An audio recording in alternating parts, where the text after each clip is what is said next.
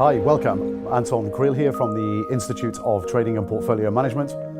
I'm here in London today with our newest addition to the Institute, Senior Trading Mentor, Ben Berggreen. Ben's just flown in from Los Angeles where he's a professional trader and still trades every day.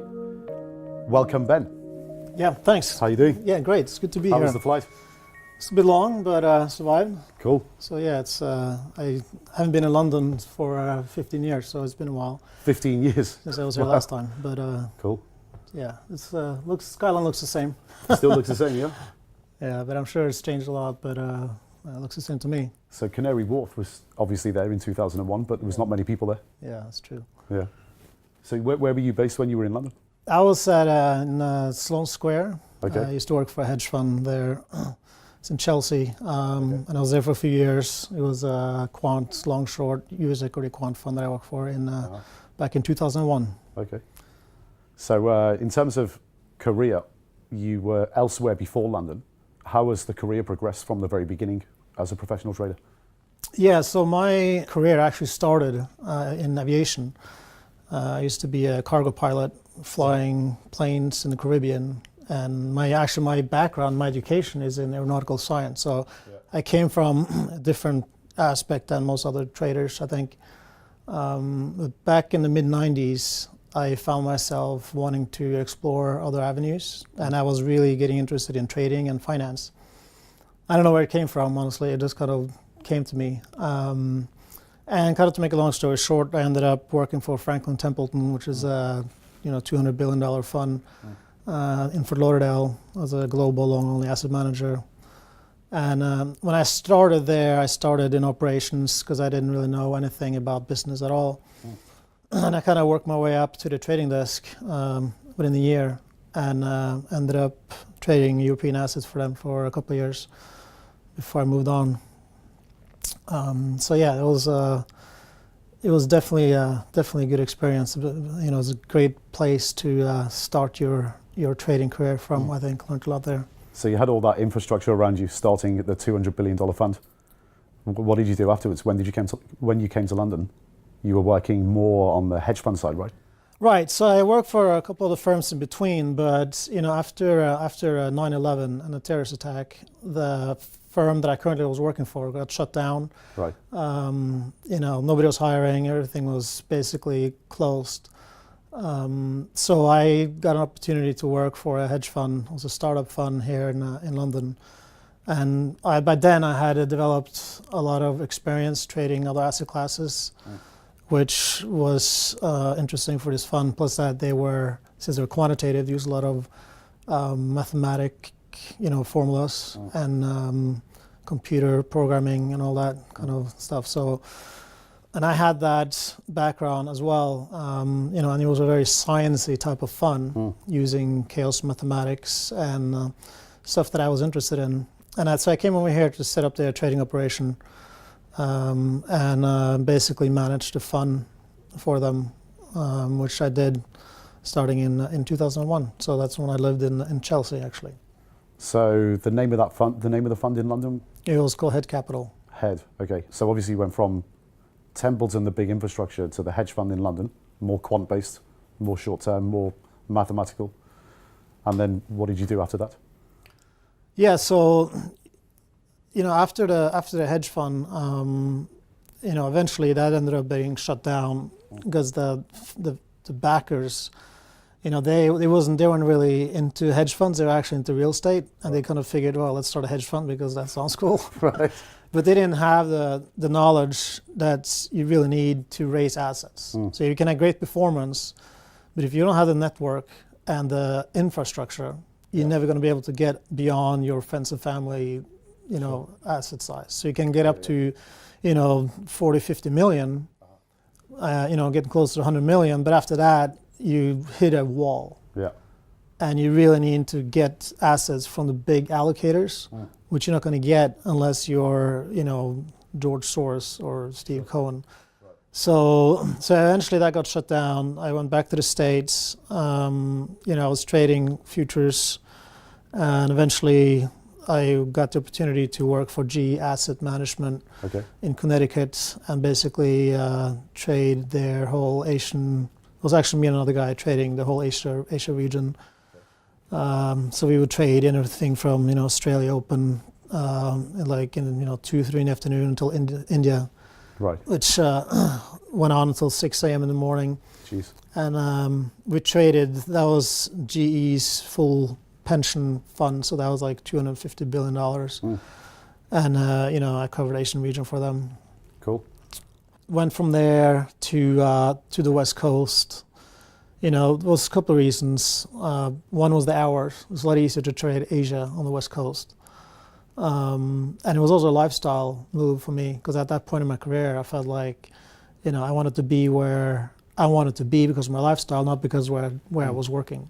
And I got a great opportunity to basically run this company's Asian desk, which I did for 7 years, covering the whole region again. That was TradeWinds Global. TradeWinds, okay. Yeah.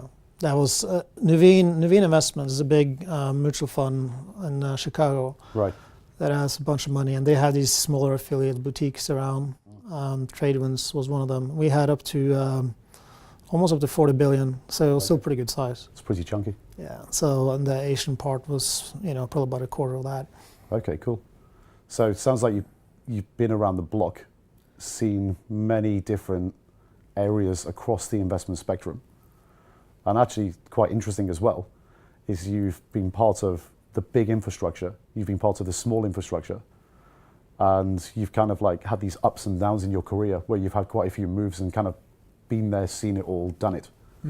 I think an interesting perspective might be the difference between, or the main differences between that long-only infrastructure that you had at the beginning of your career and what you had around you then, compared to the smaller funds that you've worked at in the past. What are the main differences, you would say?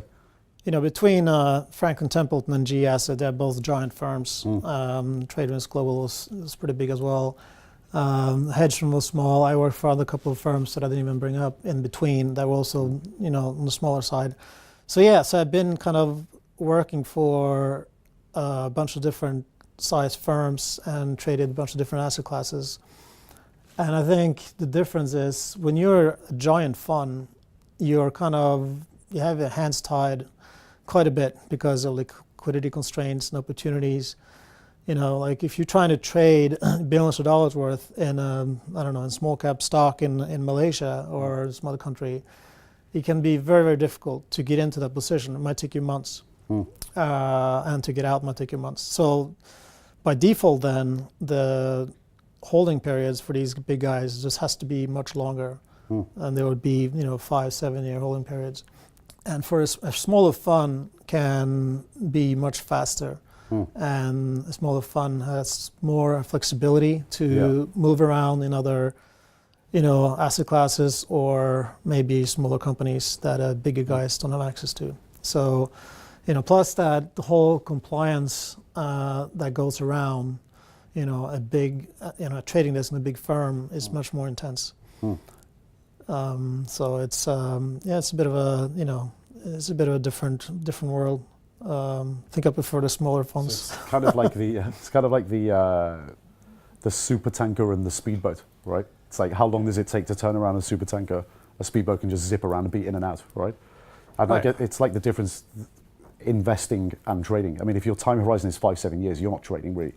Right. It's investing. It's and a lot of the trading you do on a trading desk for a big firm it's basically trading in and out of positions, or trading actually, as you say, around positions. Yeah. So you have a big position, you might take some chips off the table, you might add to it. Probably at least half your trades or more are basically trading around current positions. So you have these like core positions that last for years. Right. But you're basically overweight, underweight, and neutral in the portfolio relative to other positions. Yeah, that's trading around the core positions. Yeah, because to put on a new position for a big firm is actually kind of a big deal. I mean, it has to get approved by, the investment board or whoever. It's like it's a process. You can't just have a guy who says, "Oh, gee, I think I'm gonna just punt in this little company in Vietnam. See how it goes. Right. It doesn't work like that. Okay. There's a lot of process. Yeah. There's a lot of people involved. There's a lot of hoops to go through before that order actually ends up on the trading desk. Okay, so the classic way we categorize these types of infrastructures in the market is slow money and fast money, right? Yeah. With the fast money guys, you've obviously seen hedge funds develop over the last 15 years. You've worked for quite a few of them. What changes have you seen with professional traders on the hedge fund side over the last 15 years? What's happening now relative to what happened in the past? Yeah, so now, there's definitely a direction towards AI and quantitative processes. Everything is computer-based. The environment has changed quite a bit in the 15 to 20 years that I've seen. Back in the day, the skill set of the investment management team, I think, was a lot higher because it was a lot more dependent upon the knowledge on the individuals at the firm. Now it has kind of progressed more into being, a quantitative solution where you can basically just try to put everything in a neat little formula, and becoming more and more dependent upon algorithms and computers. So, back in the day, I used to get orders from, Mark Holowesco, Mark Mobius from at Franklin Templeton, basically on a napkin. And these guys were just unique. Some of the old school guys are like that. But now, if you go now to get a job for a hedge fund, as a fund manager, trader, it's all about your computer skills, programming. That's what it's all about. Like your investment knowledge, and just the ability to find opportunities is basically almost non-existent. Now it's all about how many languages can you program? What are your coding skills? Because we're going to create some some algos. So what that has done is that it has kind of created like a brain drain in a way that the skill set to get into investment management has changed now. So now it's all about the programming. So also the pay scales have been reduced because of this. And so now you have a bunch of guys in a hedge fund, and they're not necessarily that bright when it comes to finding investment opportunities, but they might be really good at programming C++ and coming up with algos and solutions. So it has definitely shifted a lot towards a different skill set than what used to be required. So in terms of a time horizon, I find that very, very true to be the case on short time horizons, as in the hourly windows, the day, over like a day or two, basically, or maybe even a week. As you go out across weeks and months, the variables in terms of like quant and programming are so numerous that it's almost impossible to have some sort of programming algorithm or AI that can determine outcomes over longer time horizons. And the humans obviously still have a place on the professional side. Outside of that, the investment managers, the humans, are they as talented as they used to be? Well, no, because you just look at returns now, and like you said, the bigger firms with giant asset sizes, they by default need to have a longer time horizon, but they don't take as the risk that they take is completely different now. It's skewed.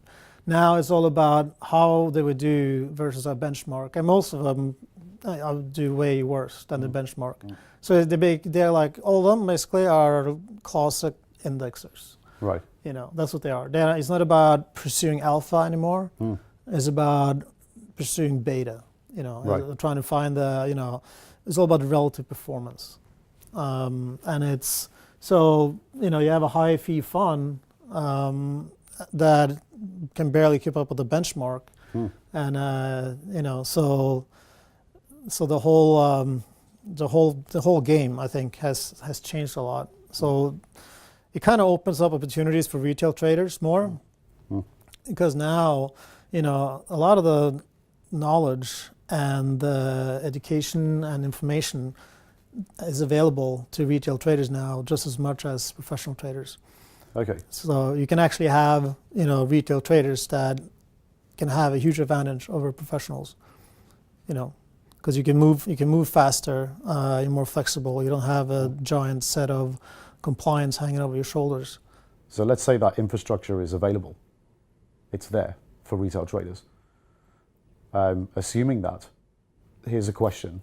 It's probably very important. Do you think retail traders are as good as most human professional traders these days, or can be? Yeah, these days, yeah, definitely. Yeah, I mean, now you can have, if you get the right education and, find yourself in a situation where you can get good mentoring, you don't have to have a fancy, degree to be better than many professionals now. But you have to have that, that educational exposure. Otherwise, you're kind of just winging it, right? So yeah, I think now it's a great time to be a retail trader, because you have access to so much information, and you actually can be, with the right mentoring or education, you can be at a huge advantage over professionals. So it sounds like, I think, from what you've pointed out there, it seems like, let's say you're a guy coming into the trading and portfolio management industry cold, you're brand new to the industry. It seems like the world is set up now where you do have the quantitative, the systematic, the algo, the AI, and everything is checkbox, checkbox, checkbox, checkbox. It's automated, okay? Right. And you also have the human side of the equation, where it seems there's time horizon difference between the two, because over a long period of time, the amount of variables become more qualitative and less quantitative. And retail traders can actually have the ability to make money in financial markets as much as professional traders. What do you think of that definition of the world, and how that's set up for somebody coming in to this world? And how do you think they should be approaching things as a person that's literally brand new to the industry? The quantitative world tends to be where the hedge funds are now, and it also tends to lean itself towards very short-term timeframes. But keep in mind that these guys, they'll have a room filled with math programming PhDs. They have so many resources that, for them to come up with this stuff, and it's constantly changing. They'll have maybe 1,000 different systems going on at the same time. That will be constantly updating, because you come up with something that you find a little bit of an edge, some type of arbitrage opportunity, or whatever it might be, that doesn't last very long, because the competition is so fierce that the edge slips away very quickly. Unless you have those resources, as most of us don't, you're trying to be David competing against Goliath, and it's just not going to work. You need to find your edge. And on the other side, the big guys, most of the big long-only funds, tends to be the opposite, much more subjective. Like I mentioned before, is very much kind of indexing, even though they say that they are active managers. Well, at the end of the day, they're really more like closet indexers, is what it comes down to. But as there's a world in between where there's great opportunity for investors, traders to come in, where, you need a process or a system, but it doesn't have to, be that rigid. Like if you go in, you're trying to, find new opportunities, but you have no process to follow. You're just kind of picking it out of a hat. You're just kind of basically winging it. So you need a systematic process, but not the way, a hedge fund would do it, where everything gets crunched into, some code with 100,000 lines of code, and it spits out some scalping trades that is typically has to actually be auto-traded, because it's too fast for an individual to actually trade, to the point that their desk needs to be really close to the exchange to gain that microsecond over the competition. And most of us cannot play in that arena and survive, right? So, I mean, you can see it, how the market moves now, especially on the really short-term intraday base, especially like the, the S&P, the NASDAQ, futures market. Most of it is driven by algos, running stops, running levels. But, you need to have your edge, and you need to have a process. So you need to somehow find your process. I think most people who are successful traders have a systematic process that fits their trading style that they follow. But it doesn't mean you have to be tied to it, but it has to be some framework. It seems like a retail trader, as a human, getting an edge has to be systematic. There has to be some sort of quantitative, systematic element to it, and some discipline there, because they have to go into a longer time horizon. Where do retail traders, in your opinion, in all probability, get an edge over the market? Well, I think, if you kind of put yourself somewhere in between the high frequency quant type hedge funds and the plain like long only typical value manager who, they look at years and years. So if you look at more, I guess what's referred to more as a swing trading style, which is, a few months, 1 month to 6 months around there. Yeah. I think you can find a lot of opportunities. But at the end of the day, though, you really have to mash your personality to your trading style. You can't necessarily take one approach, and it's not going to be a fit all. Sure. You have a kind of a model, if you will, or a process, but then you finesse it to your style. Because if you're not comfortable taking much risk, you shouldn't be trading the same thing as somebody who's very comfortable taking risk. Sure. That's kind of something that's been really useful for me, and something that took me a long time to learn. Is you're not going to be successful until you matches your trading approach to your personality. So, I mean, new guys who have literally never done anything in financial markets before, retail traders, open a trading account, put real money in there. It's, part of their life savings. And obviously, like anybody else, they don't want to lose it. In terms of gaining a foundation, gaining an education in the first year or two, and then at the same time, obviously, finding where opportunities lie. This kind of like weekly to monthly time horizon, there's so many different styles and so many different ways that can retail traders can approach that kind of like 1 to 6 month horizon. So finding the personality within that time horizon, do you think it's possible for retail traders to be successful, like as a high percentage of them? Well, not unless you have basically somebody holding your hand, at least in the beginning. Because as soon as you put, real money on the line, for a lot of retail traders, it's money that they don't want to lose, right? Sure. I mean, nobody wants to lose, but Sure. but I think, if you trade your own money versus millions of dollars of somebody else's money, when you trade your own money and you lose, and then you think about, oh man, I could have used that money for this or that. Yeah. It is actually very difficult sometimes to deal with, especially in the beginning. So discipline is to me the most important thing in trading. But you need to have a process. And when you start out, you don't know how your trading style is going to fit, right, with the market. But you need somebody to help you out in the beginning, somebody to hold your hand, because there's so many mistakes that can be made in the beginning. And then the way this works is that you do a couple of mistakes, and then it kind of become a snowball. It just starts rolling down the hill, and before you know it, you blew out of half your account, and you don't really know what happened. You're like, oh, what just happened? And nobody wants to blow half their account, right? Right, and it's all about understanding risk management and discipline. Trading is a lot more complicated, really, than what you read in any book you can buy. Because at the end of the day, it's all about how you are emotionally and how you control your emotions. So if you trade a little, some sim account, you might do great, but you don't have the emotional impact, which is huge. and especially when you lose, because you will lose on multiple trades.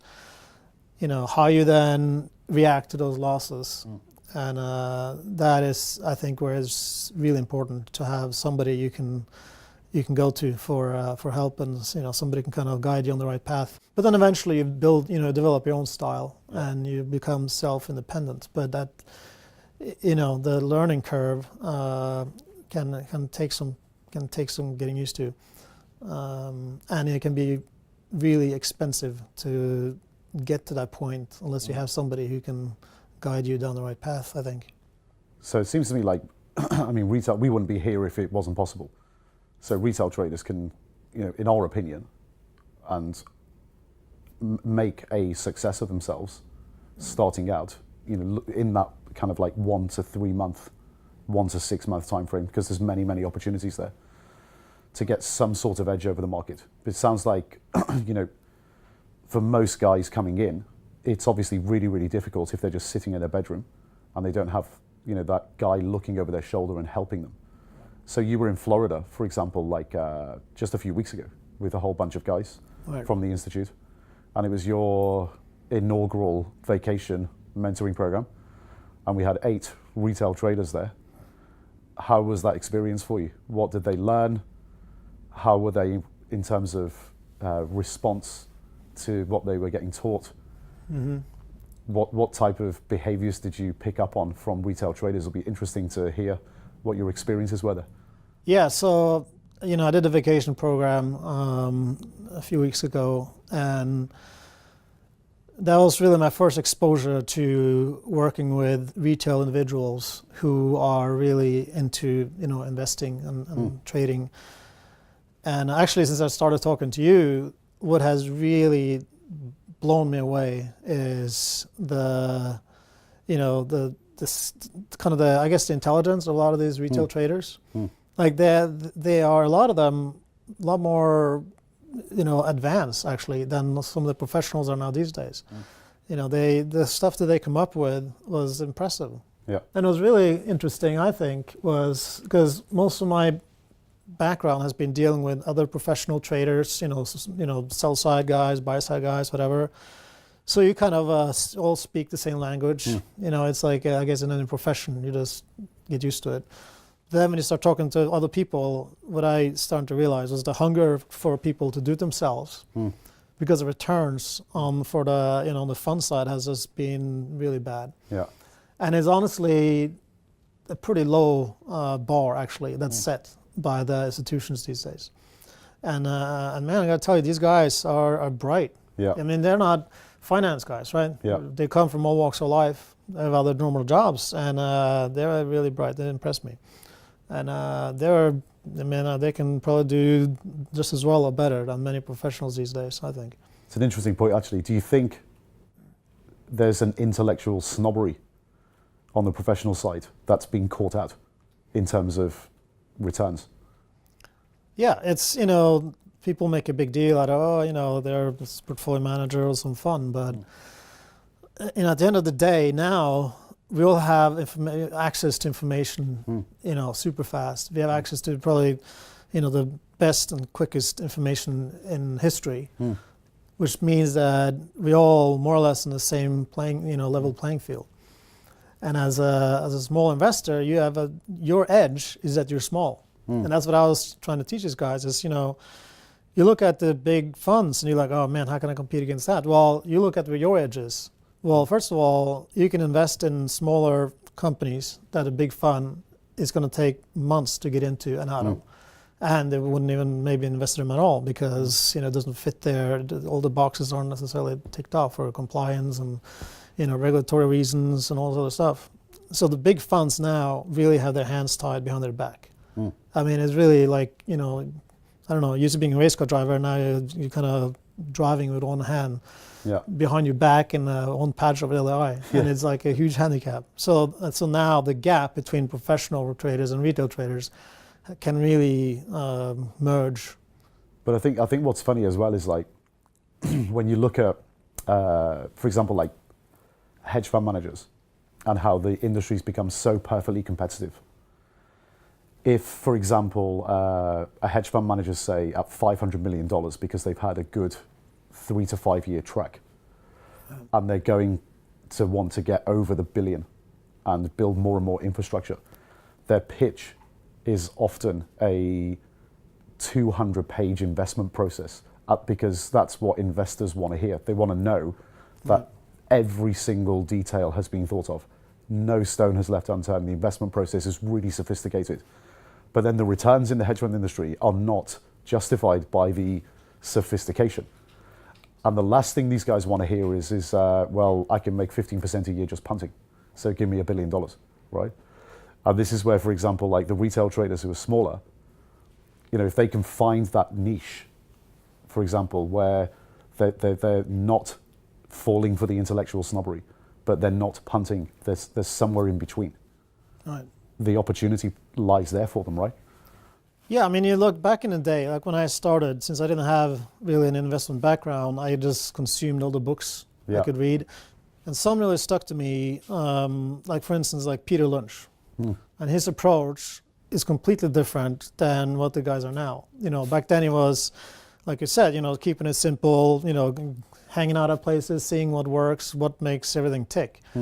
But now that wouldn't fly, because what are you going to say? Like, well, you know, I think that, you know, everybody's walking on an iPhone, so hey, maybe Apple stock is going to go up. That wouldn't fly, you know, 10 years ago, unless you have, you know, some huge booklet of everything and all these super smart, you know, people with all this fancy degree. That's another thing. Now it's more about pedigree.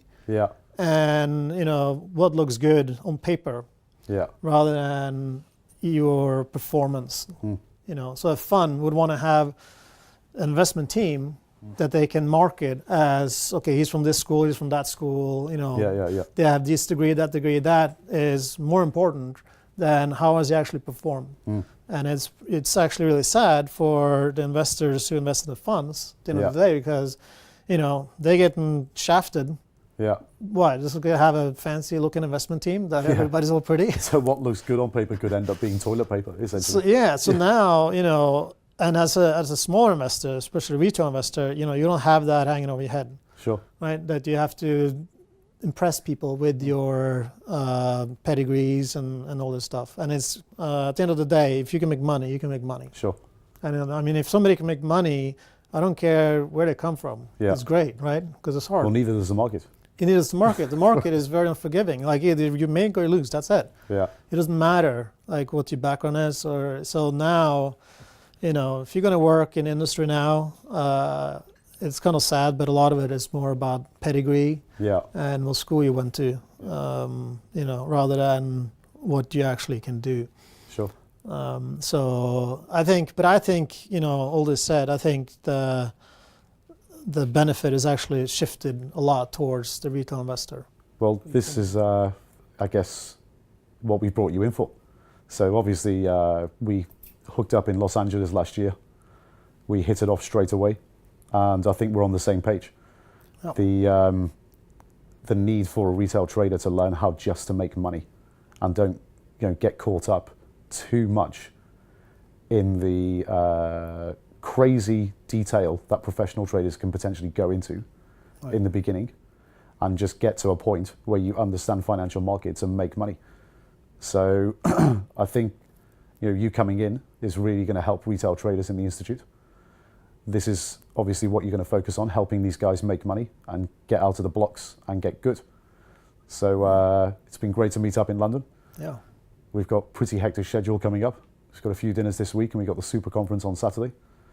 And we're going to add, hopefully, a lot of value to retail traders. It's great to have you on board. Yeah, thanks. I think it's, I'm excited about it because I think I have value to add, and you know, I see the hunger in these retail guys to, you know, they want to learn.